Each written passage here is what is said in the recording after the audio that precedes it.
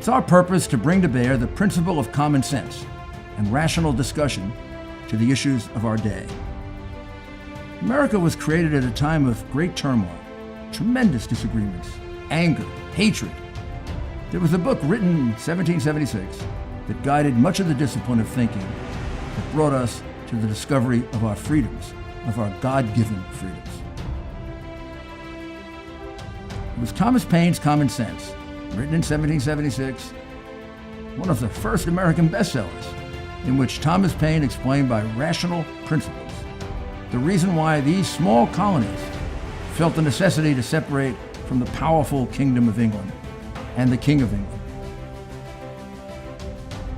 He explained their inherent desire for liberty, freedom, freedom of religion, freedom of speech, and he explained it in ways that were understandable to the people, to all of the people. A great deal of the reason for America's constant ability to self-improve is because we are able to reason, we're able to talk to each other, we're able to listen to each other, and we're able to analyze.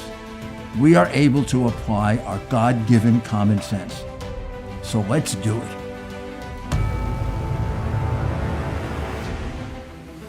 Welcome to Rudy Giuliani's Common Sense.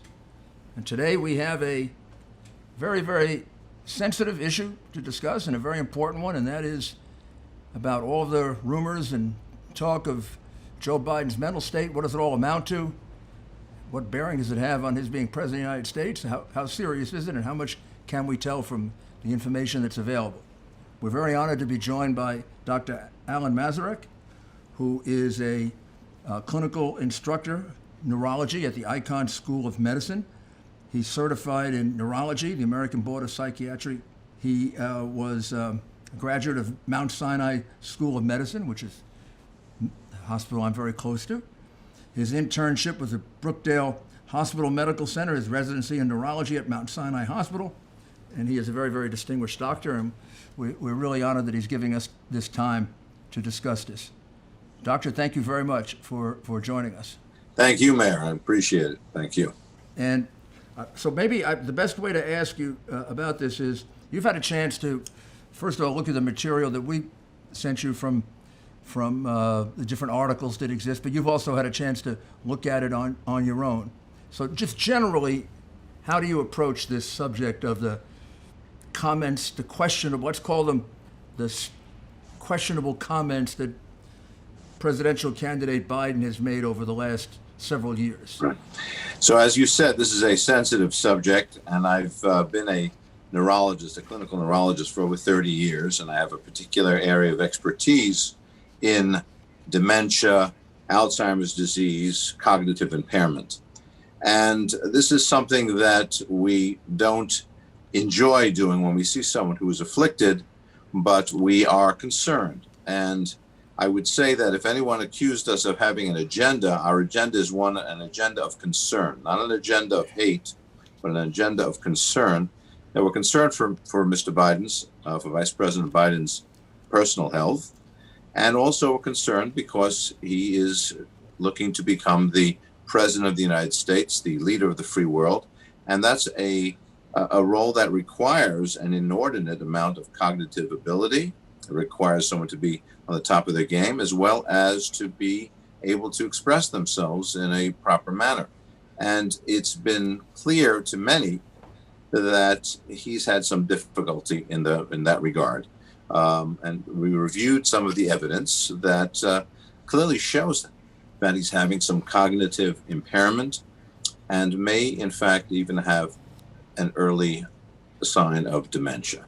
And I'm willing to really lay out the evidence for you on that. And by the way, again, this is something that we're doing regretfully. We wish we didn't have to do this, but also I think it's important to realize that whenever someone has a difficulty, it's often said that you cannot really tell what's wrong with them without examining them. And as a physician, you examine them. But in this particular instance, we have 30 to 40 years worth of video evidence that we can watch a progression from the time when Senator Biden and then Vice President Biden was at the top of his game. And we see how there's been a significant decline in the last few years and really accelerating in the last few months.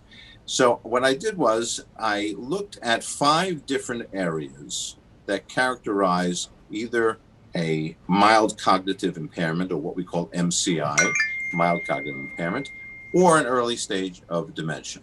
And those 5 areas are memory issues, which I think we're all familiar with, something we call word finding difficulty finding the right words, which again, all of us experience at one time or another. We have that tip of the tongue syndrome. We're looking for a word, but when it happens repeatedly, that becomes a problem and is a sign of either cognitive impairment or dementia. Language issues, either expressing or understanding language, and using numbers, calculation as well. Disorientation to person, place, or time. And finally, behavioral issues, often either having aggressive or inappropriate behavior. So those 5 areas are the areas that characterize a dementia, a cognitive impairment, and those can be used to assess if somebody's having some difficulty with that. And this is a question of, each one of these is a question of degree. Correct. And also in comparison to the way someone might have been at an earlier time in their life. Absolutely correct. And again, we are fortunate in that we have a prior evaluation, if you will, because we have video of as I said, first Senator and then Vice President Biden at one particular time in his life, in his career. And now we can see how he is behaving and speaking now, and we can see a dramatic change. And that basically, when we do telemedicine, because of COVID, many of us have had to do telemedicine. When we're examining someone over a video, we're doing the same thing. We're watching them over a video. So this, I think, is a legitimate way of evaluating somebody. As you pointed out, we are comparing it with prior evaluations. Well, let's just go over for 1 second so we're all clear on it, the 5 areas that you focused on. One is loss of memory. Correct. That's number 1. Number 2 is word finding difficulties, having difficulties finding the right word for a particular sentence or thought. Correct. Then third would be other language issues, expressing yourself, dealing with numbers, sometimes speaking language that doesn't make any sense, gibberish, I think you mentioned to me. Correct. At one point. And 4 would be disorientation of person, place, or time. And the 5th would be behavioral issues, aggressive behavior or inappropriate behavior. That these are 5 possible areas that would indicate cognitive impairment. That's correct. Let's look for a second at, there was one that you focused on originally when we spoke, which was the statement that he made when he was running for the Senate. I think it was described as paragraph 4 in the consortium article. Do you know the one that I'm talking about? Yes, that's correct. That was earlier this year. And you're the ones that sent Barack Obama the presidency. And I have a simple proposition here. I'm here to ask you for your help. Where I come from, you don't get far unless you ask. My name's Joe Biden. I'm a Democratic candidate for the United States Senate. Look me over. If you like what you see, help out. If not, vote for the other guy. Give me a look, though, okay? He's running for president, but he said he was running for the Senate. He said he was running for Senate, correct. He made the error saying that I'm running for the United States Senate, even though he was running for president, and he reverted to a very stock phrase, a stump phrase, where he says, I'm running for U.S. Senate. And he said, basically, if you don't want to vote for me, vote for the other guy. But he was making that mistake. This was something just several months ago in February 2020, because he'd run for Senate for so many years. He'd been in the Senate for almost 40 years. But of course, he ran for vice president twice. Correct. It was quite some time ago that he ran for the Senate. Right, that's correct. And yet, here he was running for president, and he confused it with running for Senate.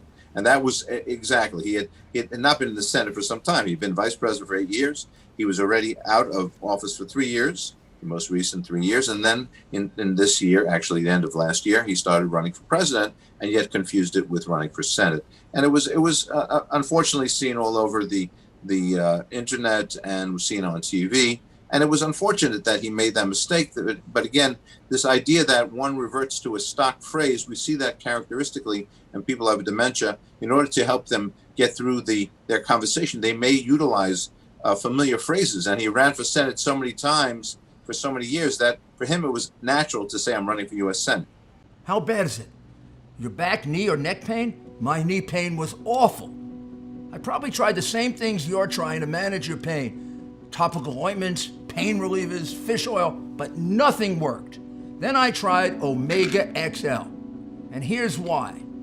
The underlying cause of painful, achy joints and muscles is inflammation. The key is to knock down inflammation before it causes permanent damage. Backed by 35 years of research, that's exactly what Omega XL does. Nothing comes close to doing what Omega XL does. There's nothing like it. If you're suffering with painful, achy joints and muscles, stop wasting money and switch to Omega XL. Order Omega XL now and get a second bottle free. Visit omegaxl.com/Rudy. That's omegaxl.com/Rudy or call 1-800-844-4888.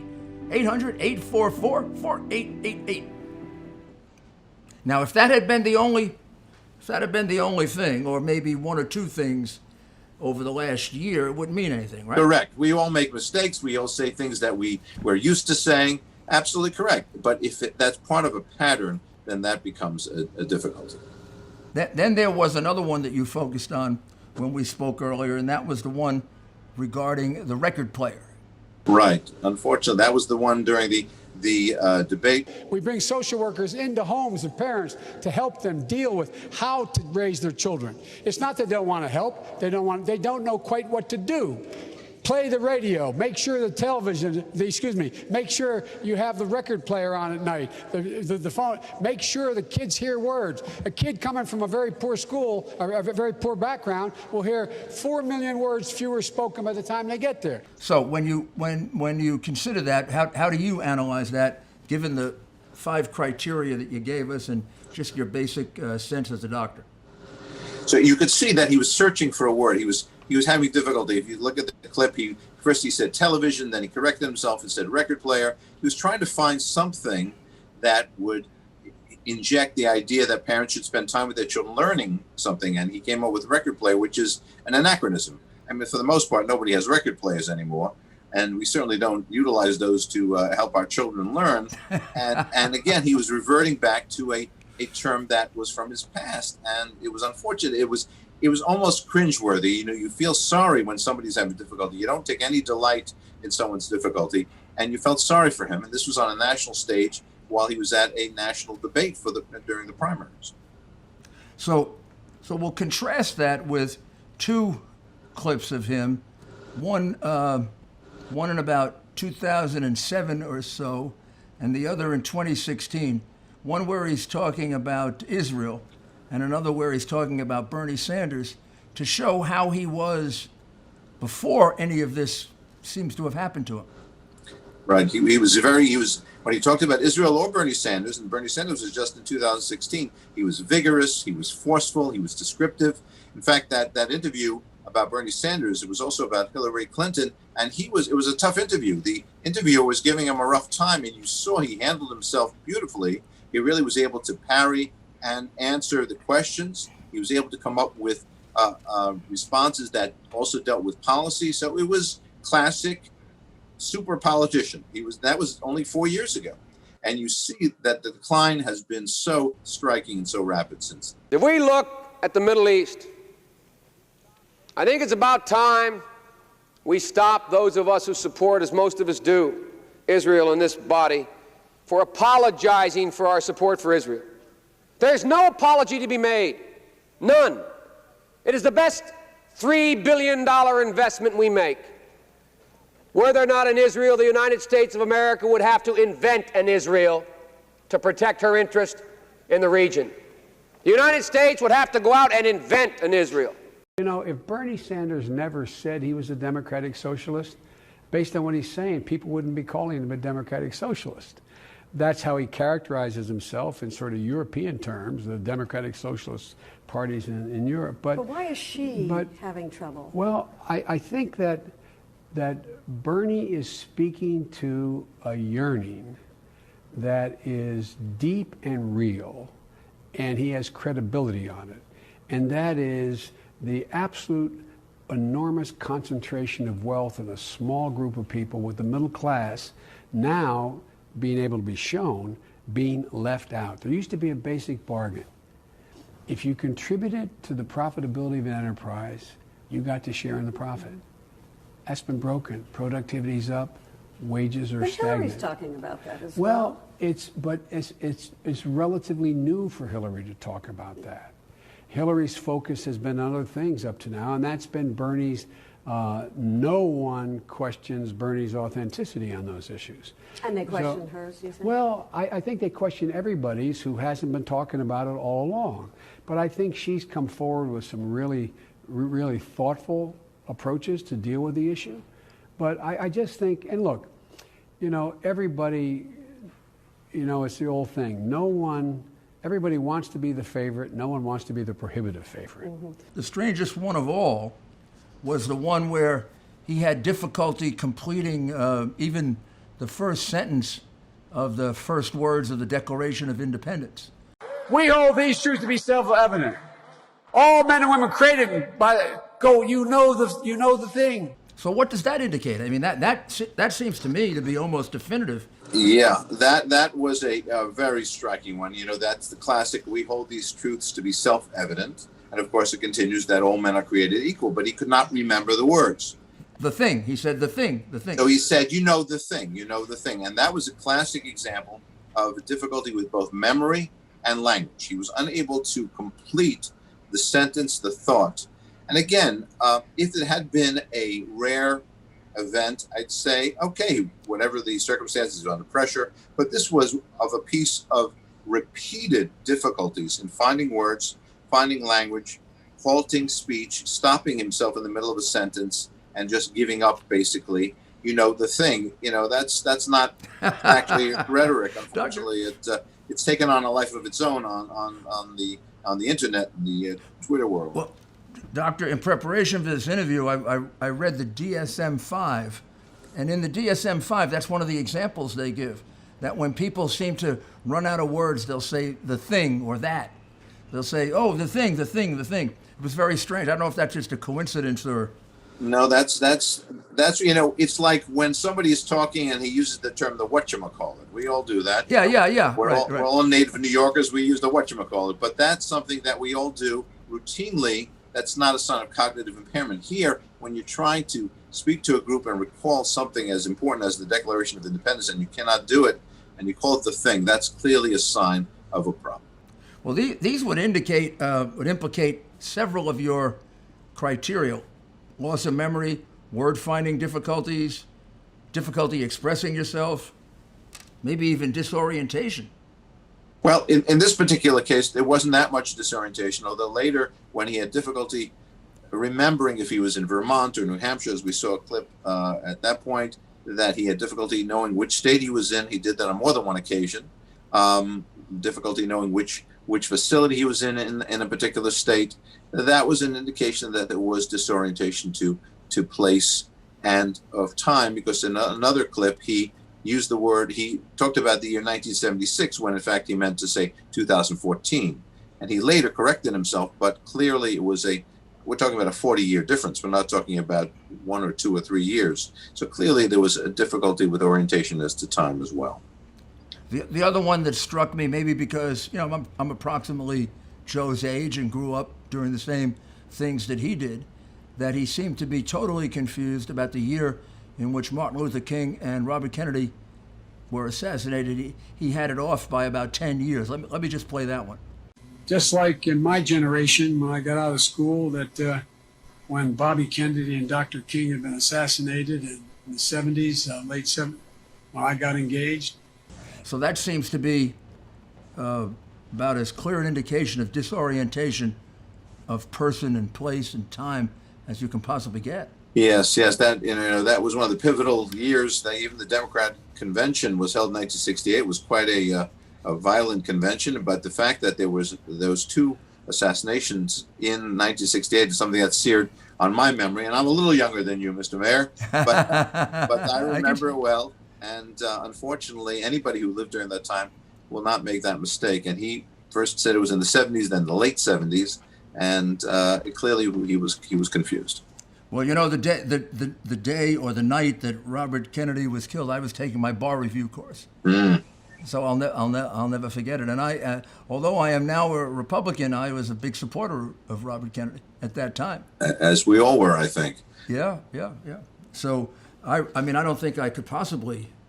It would be like forgetting the assassination of John Kennedy. Right. There also are issues where he seems to get numbers completely out of whack. You get a tax break for a racehorse. Why in God's name couldn't we provide a $8,000 tax credit for everybody who has child care costs? It would put 720 million women back in the workforce. It would increase the GDP, to sound like a wonk here, by about 0.8%. It would grow the economy. Right. On one occasion, he actually criticized Bernie Sanders about something with the gun registry, and he said that 150 million people were killed since 2007, so which means that half of the United States was killed, which of course is ridiculous. And then, as you mentioned, and another time, he was talking about a child support for children who go to daycare to make it easy for women to go to work, and he commented that 720 million women could be put back in the workforce. 720 million.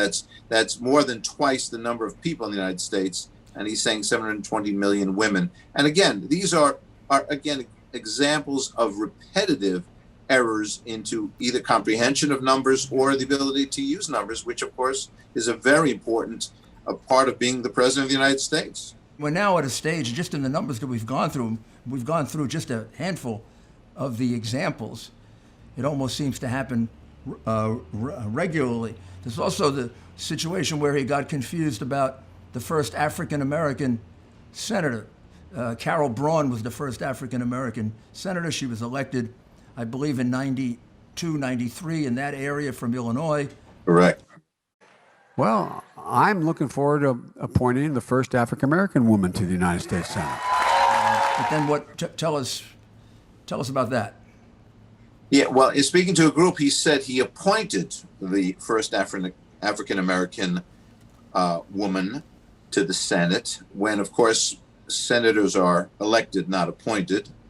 And he did not do any such thing. And he then forgot later on when he was speaking at a debate that he was talking about the only African-American woman in the Senate, and he neglected the fact that Kamala Harris, who of course is now his running mate, was there by his side, who was another African-American woman in the Senate. He forgot that she was also in the Senate, because he kept saying the only African-American woman, meaning Carol Braun. So clearly and then he tried to correct himself, saying that he was talking about the first. But clearly he made an error. Even at that debate, Cory Booker corrected him. Of course, Kamala Harris corrected him. And it clearly was a situation where it was embarrassing, where he was talking about either appointing a senator, which of course does not happen, or he was talking about the only African-American woman, and clearly Kamala Harris is another African-American woman who's in the Senate, who now, strangely enough, is his running mate. How would you logically locate that in the analysis of dementia? Right. So again, it has to do with language, because his use of the word appoint instead of being perhaps saying sharing the Senate with an African-American woman, he could have said that. We were senators together, but instead he had the idea that he was appointing her. So there was some aspect of him having some power that he doesn't have. And the other point being is neglecting the simple facts that there was an African-American woman, Carol Braun, who was elected in 1993, as you mentioned. And then later, Kamala Harris was an African-American woman. And here she was by his side in the debate, and yet he neglected that simple fact. Again, cringeworthy moments nobody takes any delight in his failures, but it's certainly a sign of a cognitive problem. And anyone who tries to ignore it is just, unfortunately, fooling himself or herself and the American people. Then there's the last issue that you mentioned, which is behavioral issues, sort of aggressive or inappropriate behavior. And I think the two that jumped out at you or jump out at me certainly is the one about the doggy soldier, the Right. woman he got very angry at, the young teenage woman that he got very, very angry at for seemed to be no reason. And why should the voters believe that you can win the national election? It's a good question. Number one, I was a Democratic caucus. You ever been to a caucus? No, you haven't. You're a lying dog-faced pony soldier. You said you were, but now you got to be honest. I'm going to be honest with you. And how would you describe that? Well, this young woman asked him a question, and instead of answering the question in a relatively calm manner, she was a teenager, he started becoming very aggressive towards her and called her a lying dog pony soldier, which I'm not even quite sure what that term means. But I don't know what that means either. It's like corn pop. Yeah, it must be some sort of reference that he has. But, and again, that, by the way, that's something that often people do when they're in the beginnings or even in the throes of dementia. They go to phrases that they've used in the past and they use them in inappropriate ways, but it's something for them to keep language going. And unfortunately, Joe Biden has done that repeatedly, where he will just talk gibberish and just keep his language going. So in this case, though, he got very angry at her and was calling her this and was aggressive. And in fact, he's repeated some of that aggressive behavior more recently when he was answering an African-American journalist who asked him about whether or not he was going to be cognitively tested. He got very angry and started shouting at him that, what are you, a junkie? You think I use cocaine or something of that nature, where he started to channel his frustration and his anger towards the person questioning him, which again is not uncommon in individuals who have a dementia. And those behavioral issues sometimes are more serious and significant than the cognitive issues. Have you taken a cognitive test? No, I haven't taken a test. Why the hell would I take a test?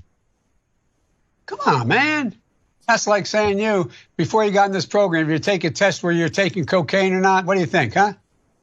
Are you a junkie? What do you say? The last one that I wanted to play for you is this comment about this adversary of his named Corn Pop, who he had some battle with, but then he connects it to children in a pool touching the hair of his legs. So let's play that. And Corn Pop was a bad dude. And he ran a bunch of bad boys. And I did. And back in those days, to show how things have changed, one of the things you had to use, if you used pomade in your hair, you had to wear a bathing cap. And so he was up on the board, wouldn't listen to me. I said, hey, Esther, you, off the board, or I'll come up and drag you off. Well, he came off, and he said, I'll meet you outside. My car, these were all public housing behind it. And by the way, I sit on the stand, and it get hot. I got hairy legs that turn blonde in the sun. And the kids used to come up and reach in the pool and rub my leg down so it was straight, and then watch the hair come back up again. They'd look at it. So I learned about roaches. I learned about kids jumping on my lap. And I've loved kids jumping on my lap.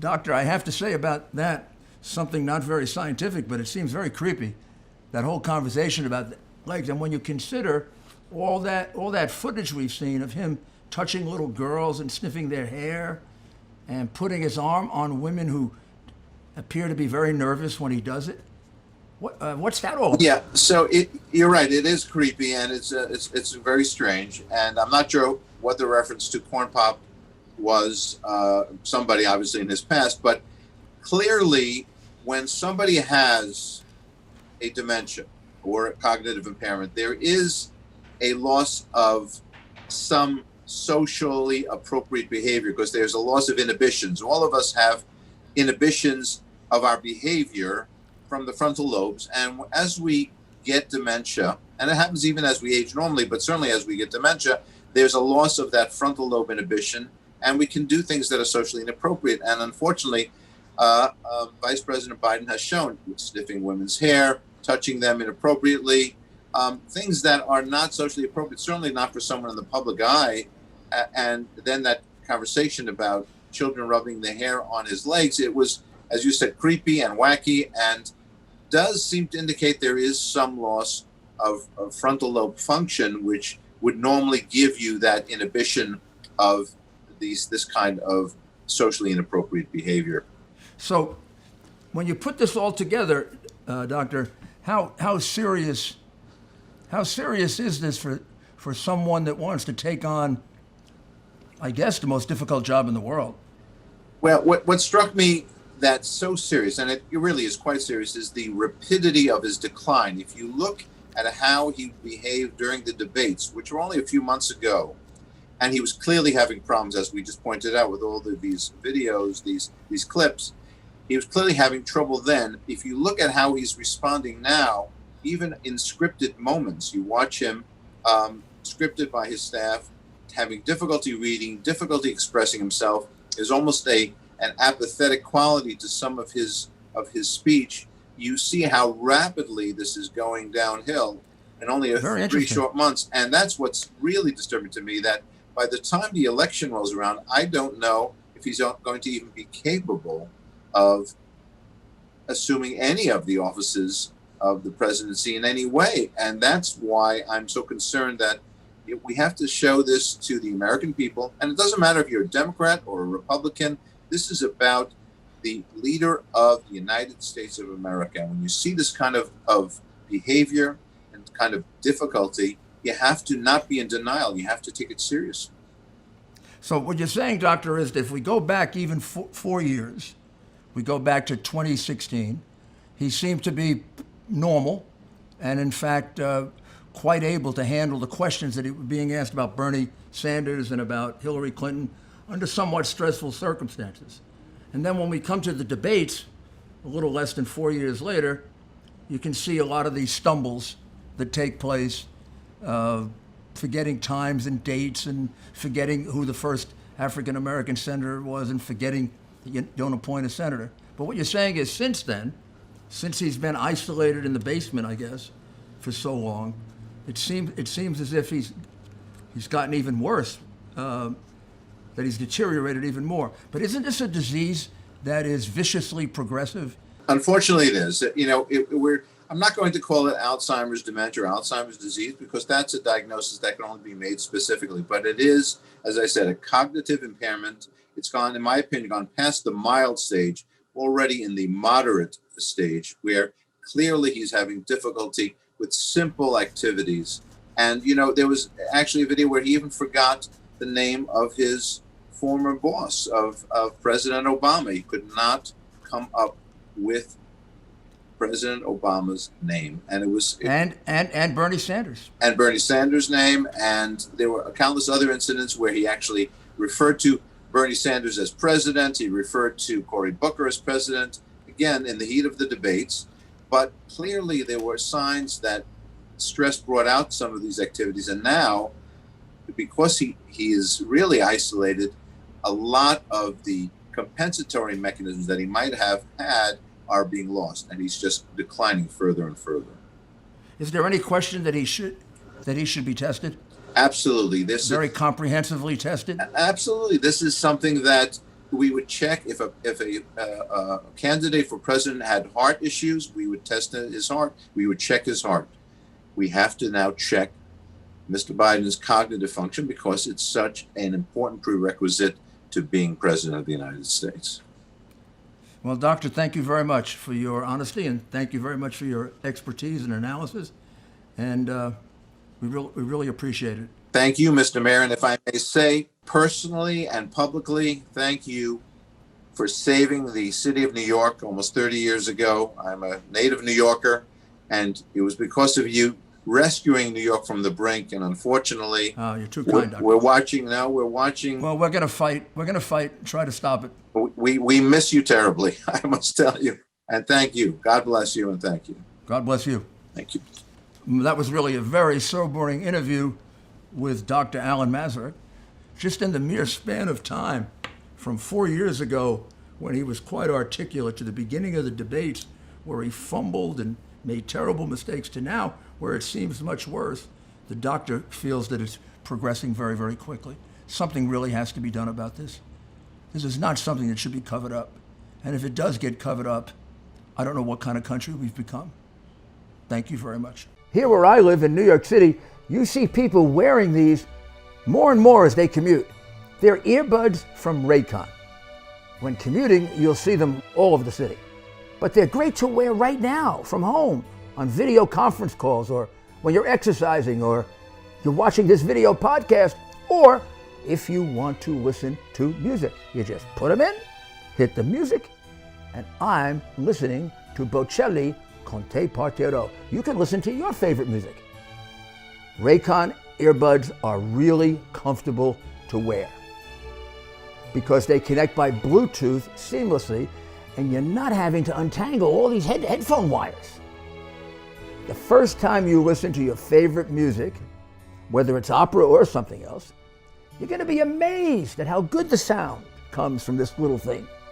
What Raycon has done is truly amazing. You get 6 hours of playing time between charges. And when you pop them back into the box, it charges efficiently and very, very quickly. And they're not that expensive. You're going to save a lot of money on these. You buy these online by raycon.com/Rudy G. That's raycon.com/Rudy G. Get them now. You're going to really enjoy them. Thank you. Dr. Jay Flightman. Dr. Flightman is a board-certified pulmonologist and sleep medicine physician. He's in private practice. He is the past president of the medical staff of Cooley Dickinson Hospital in Northampton, Massachusetts. He was the director of intensive care there, and he was also chairman of the Board of Health for the city of Northampton in Massachusetts. He went to Stony Brook University Medical School here in New York. He residency at Long Island Jewish Medical Center. His fellowship was at Montefiore Albert Einstein Medical Center, and he's board certified in a number of specialties: internal medicine, pulmonary disease, sleep medicine, by the American Board of Internal Medicine. So this is a very, very diverse doctor who covers many, many areas. And he wrote an article about a week ago about a situation involving Joe Biden's apparent cognitive impairment. So I want to first ask him, Doctor, what brought you to write the article? Well, when I was trying to decide what I was going to write on my monthly column, 3 videos came out with Joe Biden that really strongly suggested he was suffering from dementia. And it's clear that nobody in public is actually saying anything about it. So I felt that somebody had to stand up and say something out loud about it. There was the video when he's talking about a nurse who was doing some peculiar things outside her training. There was a video in which that's the nurse who he says was breathing into his nostrils. Yes, to recover his health. Have you ever heard of anything like that? A nurse breathing into nostrils? No, it's actually pretty bizarre. And what was the other? There was another video in which he was speaking to a group and clearly did not know where he was. Right. And then there was a third video when he was talking about the 2020 census having been 2 or 3 censuses taken before. And these were very recent. So we're going to play those. We'll take a little break and we'll play all 3 of those just to show that it's a reference to something very real, and I guess something that was even more shocking in light of the numerous other comments that have been made over the last year. Nurses at Walter Reed Hospital who would bend down and whisper in my ear. Wow. They'd go home and get me pillows. They would make sure they'd actually, probably nothing ever taught in, you can't do it in the COVID time, but they'd actually breathe in my nostrils to make me move, to get me moving. Good afternoon, everyone. Welcome to Kingswood Community Center. Actually, that's the one down I used to work. It's a joke. You didn't know where we were. Anyway, it's great to be here and back in a place where, I want to thank Wayne Jefferson for having us here at the Hicks Anderson Center. Everything from Delaware, everybody knew who Hicks was. He was deeply involved in social justice issues and politics of the state for a long time, and was really very much engaged back in the days when after Dr. King was assassinated and this city was in flames. And he was a good friend, a good friend. Interject one thing here. When you and I first met, we had a relatively small population, and we called us at the time a Hispanic population, mostly Puerto Ricans, American citizens already. But in the 2020 census, which is now 2 censuses ago. Well, those are the 3. And the nostril comment, I must say, Doctor, reminds me of the one that probably troubles me the most, and that's the one where he talks about he's in a pool and the little children come up and play with the hair on his legs. And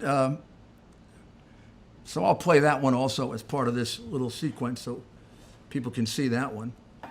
And Corn Pop was a bad dude, and he ran a bunch of bad boys. And I did, and back in those days, to show how things have changed, one of the things you had to use, if you used pomade in your hair, you had to wear a bathing cap. And so he was up on the board, wouldn't listen to me. I said, "Hey, Esther, you, off the board, or I'll come up and drag you off." Well, he came off, and he said, "I'll meet you outside." My car, these were all public housing behind it. And by the way, I sit on the stand, and it get hot. I got hairy legs that turn blonde in the sun. And the kids used to come up and reach in the pool and rub my leg down so it was straight, and then watch the hair come back up again. They'd look at it. So I learned about roaches. I learned about kids jumping on my lap. And I've loved kids jumping on my lap. Well, the one where he's talking about the hair on his legs, I mean, that was also pretty bizarre and pretty crazy. The video with the nurse is really particularly interesting because there are a couple of issues in this one. Please tell me. First off, he tells 3 parts of the story. The first story was that the nurse was whispering in his ear, and then the nurse goes home to get him a pillow, and then the nurse does something which is outside her training, which is what he says, which is to breathe up his nose and give him his health back. And there are a couple of interesting things here. Number one, the 3 parts of the story have nothing to do with each other. The whole thought process is completely disorganized. Again, another part of the story is that whole idea that she's going to breathe up his nose and restore his health is pretty crazy, actually. Pretty what? Crazy. Yeah. And the other part that makes you worry about this is that he said it in public in an interview, which really shows some poor judgment. Now, how does that bear on a diagnosis in terms of cognitive impairment or dementia or Alzheimer's? Is that an indication of it, poor judgment? Yeah, poor judgment is definitely a part of it. Another part of it, again, is that the thought processes that went into that story were so disorganized. The parts of the story had nothing to do with each other. Of course, the third part of it is that first off, the whole thing about the nurse leaning over and whispering in his ear is a little crazy and a little bizarre also, or creepy. But her breathing up his nose to recover his health, the whole thing is really pretty bizarre. And of course, we don't know what this health interaction or encounter was that he had, or even if it really existed. So when we go back 4 or 5 years, we have a tape of him answering questions about Bernie Sanders and I think about Hillary Clinton, in which he sounds perfectly normal, perfectly articulate, and so I'm going to play that. If Bernie Sanders never said he was a democratic socialist, based on what he's saying, people wouldn't be calling him a democratic socialist. That's how he characterizes himself in sort of European terms, the democratic socialist parties in Europe. But why is she having trouble? Well, I think that Bernie is speaking to a yearning that is deep and real, and he has credibility on it. And that, if you listen to that one, it doesn't suggest any cognitive impairment of any kind that I can see. Is that correct, Doctor? No, he was intelligent. He was articulate. His sentences and sentence construction was good. The ideas followed each other logically. Now, if you listen to him, his speech is halting. The word selection is very thin. That's another sign of developing dementia. The ideas are dissociated from each other and incomplete. I mean, he clearly has some significant cognitive difficulties that have developed in the last few years.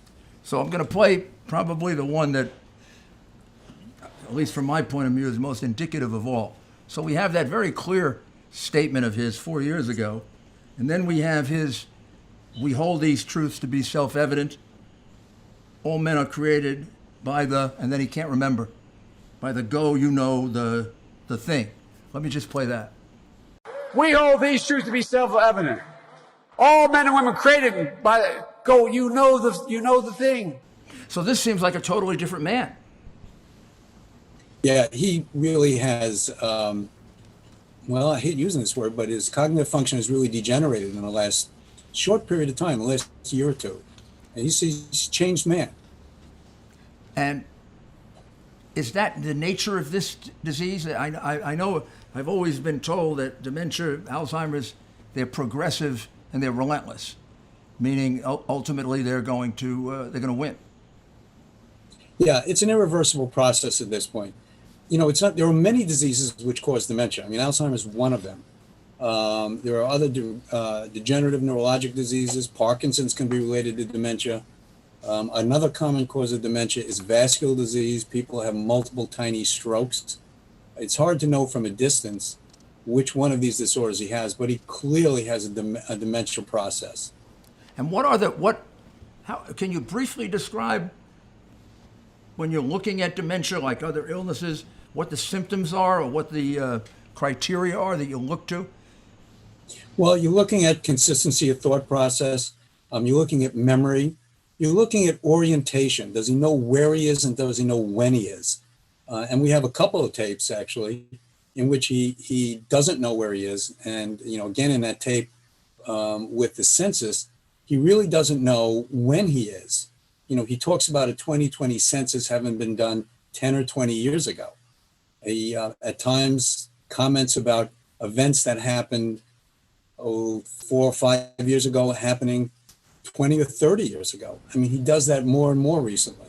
Well, there are a number of those, Doctor. There's the one where he doesn't seem to remember the year that Robert Kennedy and Martin Luther King Jr. were killed. He has it in the 70s. That'd be something you'd think that he would remember. That was 1968, being a person in politics at the time and being someone who supported Robert Kennedy, even plagiarized from him for a while.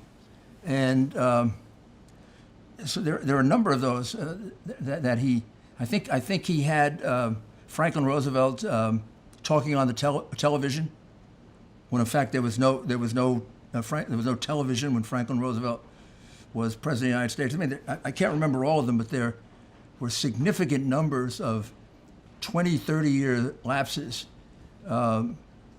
He thought he had been involved as vice president with the Parkland murder. It was a year after he was vice president. So there's a whole host of these. He believed that he gave a medal to a soldier on the battlefield that never occurred. What is this? To a layman like me, you know, you say, he sounds crazy. He sounds crazy. But what does it mean to a doctor? What does it point to, and what has to be done about it? Well, I mean, what it means is that he's losing his thought processes. And as you said earlier, it is inexorable. It's progressive. You know, we don't have any way of stopping it at this particular point. He will get worse. His judgment is impaired. One of the other signs here that's subtle, but it's in that video when he's in front of the group talking about some place that he thought he was, and then he stopped and realized that he wasn't there, and he said, "Oh, it's a little joke, haha," but he clearly was confused. One of the other hallmarks here, particularly in people who are used to being very social and having social skills, is they cover up the deficits by their usual jokes and their usual way out of it. So in that particular clip, when he didn't know where it was, he tried that trick by saying to the audience, "Oh no, that's a joke." But if you look at it, he was really confused. Yeah, very confused. Or the one where he confused his wife and his sister, which is very strange because he actually looks right in his wife's face. It's not, he tries to explain it as they switched sides. But the fact is, when he walks out, he goes right up to his wife and introduces her as his sister. Then turns to his sister and realizes, or somebody says something. I mean, that is really, can you actually confuse your wife for your sister? Well, I think what was most telling in that clip, you can give him a buy and say they were behind him.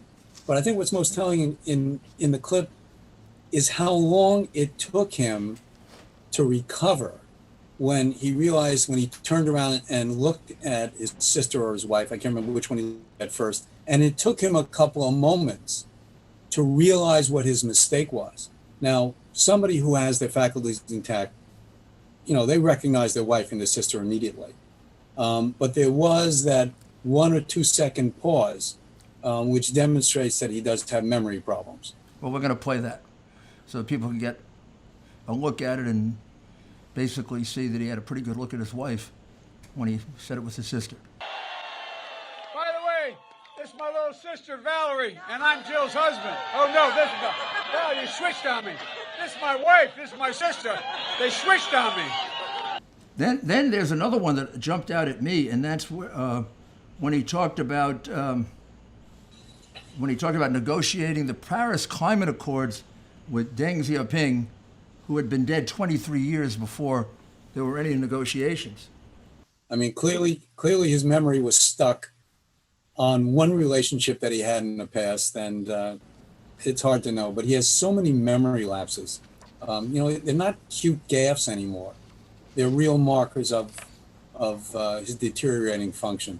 I guess you could take almost any one of these, like getting a Chinese leader confused, or even, I don't know how you could actually think that Franklin Roosevelt was on television, but you could take any one of these and you could say, oh, well, that could happen to anybody. But it seems that there's just an overwhelming number of dates wrong, people wrong, inability to identify things. Isn't it absolutely critical that he get some kind of a really major test and we find out what's wrong with him before he takes on the most important job in the world? Yeah, well, I mean, testing is nice. I mean, the truth of the matter is, I really think it's pretty obvious. I don't know what the Democrats are going to do about debates. They're going to have to find some excuse for him not to debate. They can't put him out in public like this. I don't know what's going to happen. Obviously, they're keeping him in the basement now. He's not taking any answers, any questions. I mean, from his press conferences. He's not taking any interviews. They're already hiding him. So, you can't hide in the debate. Is there any medicine that could, for a short period of time, help him so that he could get through an hour and a half debate a little bit better than, I guess, what he's been doing? I'm just looking at these things where he says we choose truth over facts. Then we have 150 million people have been killed since 2007, which would, when Bernie voted to exempt the gun manufacturers from liability, which means we would have lost half our population in that period of time. I mean, is there anything that you can take that it would get you by for a few hours that restores your memory, I guess? No, actually there isn't. There are some medications for Alzheimer's specifically. They change the trajectory of the deterioration, but in terms of really recovering somebody, particularly in the short term, there's nothing which really exists like that. Well, we wanted to talk about two or three others that you had noted. One is a very rambling conversation in which he seems to be totally confused about when Robert Kennedy and Martin Luther King Jr. died. Two people he refers to as major heroes of his. And I remember Robert Kennedy's assassination because I was taking the bar review course when that happened. And I was a supporter of Robert Kennedy. And I just think, like the John Kennedy assassination, you're just not going to forget that it happened in 1968 and think it happened 10 years later. But let's just listen to him for a second. Just like in my generation, when I got out of school, that when Bobby Kennedy and Dr. King had been assassinated in the 70s, late 70s, when I got engaged. So what is that just another indication of bad memory or not being able to deal with time sequences or that happens in the brain? Yeah, it's all part of the same puzzle. He's losing his connection in time. He's, confusing memories, confusing people from his past. That's, more examples of the same. There was this other video we had during the debates when he was asked a question about systemic racism. And he went on this long rambling speech. And one idea did not follow the other idea. It was completely confused. And, it sort of ended up in his recommendation that poor families have their children play the record player.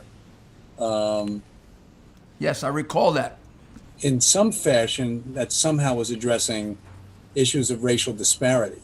But the whole answer, if you read through it, was a demonstration of a completely disorganized thought process.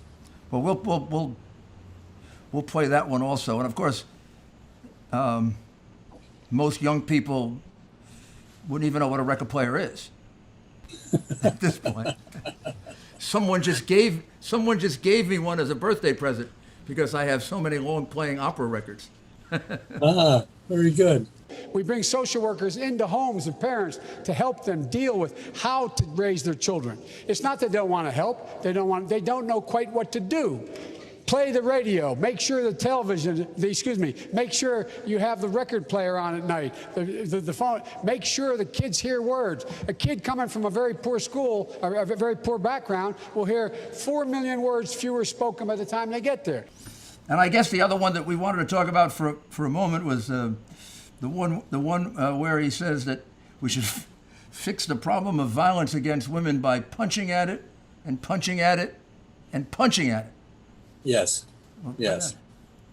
No man has a right to raise a hand to a woman in anger other than in self-defense, and that's rarely ever occurs. And so we have to just change the culture, period, and keep punching at it and punching at it and punching at it. It will be a big, no, I really mean it. It's a gigantic issue, and we have to make it clear from the top, from the president on down, that we will not tolerate it. We will not tolerate this culture. That just seems to be a completely inappropriate comment. Well, I mean, yeah, that was really a poor choice of language, to say the least. But what's also interesting in that answer is if you listen to the whole thing, it's again, the language is halting. The language demonstrates a lot of poverty in word choice. The ideas do not follow each other. So these are all, and the loss of articulateness, these are all more examples of his loss of mental acuity. Yeah, at the end, the punchline was ridiculous, but the whole answer tells you the whole story in terms of his loss of cognitive function. So, doctor, why is there such a reluctance for people to speak out on something like this when, forget Republican and Democrat, I mean, this job requires the job of President of the United States. I worked for Ronald Reagan, who's my hero. And of course, I'm a very close friend of President Trump, and I'm his personal lawyer. So in both occasions, I spent a lot of time in the White House. And the judgments that have to be made are extraordinary. And even if he had a milder form of cognitive impairment, it would be very, very dangerous. But at this level, there's also, since it's so progressive, what are the chances he makes it through 4 years? Oh, he's not making it through 4 years. That's not going to happen. And, I used an analogy, a historical analogy in that article that I wrote, what happened in 1944 with Franklin Roosevelt. And I think that's what's happening here. They knew that Roosevelt was dying, but they ran him for a fourth term anyway, because it was so important to them that a Democrat get into the presidency, even though, as I mentioned, he was on death's door. And he died 3 months after his inauguration. They chose Truman largely because they thought he would not hurt the ticket. They didn't choose Truman because they thought he would be a good president. We were lucky in that regard. But this is the same thing. I don't think they're expecting him to last. And they're not going to surround him with a good cabinet and hope they get away with it. This is short term to put them, that give them the presidency. And that's what this is about. It's not really doing justice to the country. I think the Democrats got stuck. Once it became really obvious and he started making all kinds of mistakes, they couldn't take him out before the convention, because then the Bernie Sanders folks were going to demand that he actually had the keys to the kingdom, that he had the rights to the throne. And they don't want. What do they say to the rest of the world that we're nominating a man that is obviously suffering from serious mental impairment, whether it's dementia or Alzheimer's, for president of the United States? Yeah, it's pretty scary, isn't it? Yeah. Especially when you put him up against people like Xi and people like Putin, who clearly are sharp as tacks. You can't have somebody like this in the presidency. And I have to tell you, but of course this is testifying as my own witness, for all of the comments to the contrary, President Trump is sharp as hell. You don't want to go up against him. You don't want to go up against him. His mind operates on about 4 or 5 levels. He's an unbelievable negotiator, and his memory is fabulous. I don't doubt that the test that he took, which he'd be happy to release, I think if Biden released his, came out rather strong in terms of his ability to think and to, particularly to strategize. So a debate between the two of them, I'm negotiating the terms of the debate, and I also get a feeling that there's a real question as to whether he'll be able to do it. So, doctor, what's your conclusion here from what you've seen, the stuff we've talked about, and then there's so much more, that we don't have time to go through. Maybe we can talk later about more of it. What's your basic conclusion? Well, I find it really scary. He is the president of the United States. There's a nation to run, and of course, obviously, the nation's having some problems, serious problems right now. The world's a bad place. You need somebody who has faculties that are basically super normal, not subnormal. It's really a terrifying prospect, and it says bad things about our political system, that the party that's putting him up there won't face up to the issues and do whatever they have to do to correct it. It's a very scary prospect, having this guy running for president. Yeah, I mean, it shows that the desire for power is so overwhelming that it overcomes any sense of the good of the nation or the world, which is very, very disturbing thing to think that's where we are. But let's hope that our contribution will help, and we'll see what happens. But I have to thank you very, very much, Doctor, for your willingness to do this and the courage that it takes to do it, and the time that you gave us. I appreciate it very much. Well, Mr. Giuliani, it is an absolute pleasure sitting down and talking to you. Well, thank you, Doctor. It has been for me too, and I'll be in touch with you. Thank you.